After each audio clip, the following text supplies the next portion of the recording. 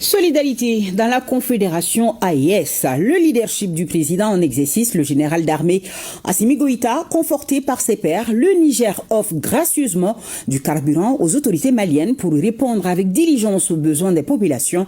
Un convoi de 82 citernes d'hydrocarbures est arrivé ce matin même à Bamako en provenance de Niamey.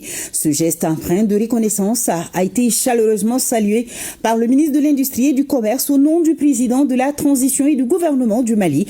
Moussa Alassane Diallo, présent à la réception des camions-citernes, Seydou Traoré et Sambou Diakité. Reportage.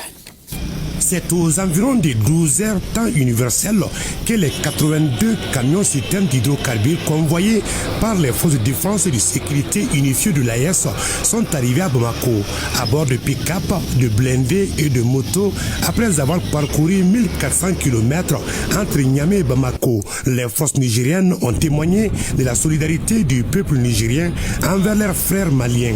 Au nom des plus hautes autorités de la transition, le ministre de l'Industrie et du Commerce a réaffirmé la reconnaissance du peuple malien. Je voudrais, au nom du président de la transition, chef de l'État, le général d'armée Assimi Goïta, présenter nos sincères remerciements et exprimer toute notre gratitude au président de la République du Niger, chef de l'État. Ces 90 citernes vont contribuer certainement à améliorer l'approvisionnement de notre pays en produits pétroliers, mais aussi et surtout à réduire les souffrances de nos populations. Ce geste du Niger illustre parfaitement la devise de la Confédération AES, à savoir un espace, un peuple, un destin. Cette donation exprime aussi le destin commun entre le Mali, le Burkina et le Niger. C'est pourquoi, Excellence, Monsieur le Président de la République du Niger, chef de l'État, général d'armée Abdraman Tchani, votre générosité inspire le peuple de l'AES et les motive davantage à se mobiliser, à être déterminés, à assurer le destin et la souveraineté de nos peuples. Le Niger, pays reconnaissant, se souvient du soutien du Mali, notamment au moment où la CEDEAO a voulu imposer la force aux nouvelles autorités. On n'a pas oublié ce que le Mali a fait pour le Niger.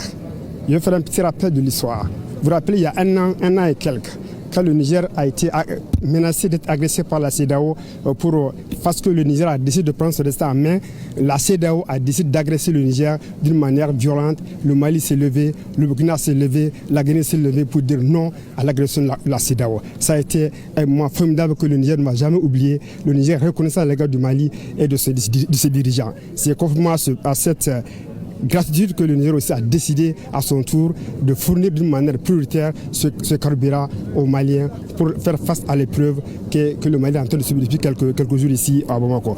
En accueillant le convoi de citernes, le ministre Moussa Alassane Diallo a tenu à serrer la main de tous les chauffeurs et de leurs apprentis pour leur sacrifice au service du Mali. Je tiens particulièrement à adresser à l'ensemble des chauffeurs et leurs apprentis qui ont fait partie de cette mission, saluer leur courage, leur engagement, leur détermination et surtout leur dévouement à apporter leur contribution au règlement de la crise des hydrocarbures dans notre pays.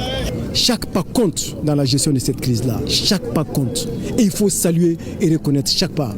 Ça vient appuyer, disons, les mesures déjà prises par le gouvernement du Mali pour aider, en tout cas pour renforcer, disons, la disponibilité des produits pétroliers. Cette solidarité agissante du Niger permet de raffermir davantage les liens séculaires entre les deux pays. Oui, monsieur le ministre, chaque pas compte. L'arrivée sous escorte confédérale de cette grande et fascinante colonne de camions nigériens transportant du carburant incarne à souhait la solidarité de l'AES en période de crise. Disons même que c'est une mise à mort de cette cabale médiatique qui veut faire isoler le Mali et les Maliens avec des scénarios odieux. Dans cet entretien accordé à l'ERTM,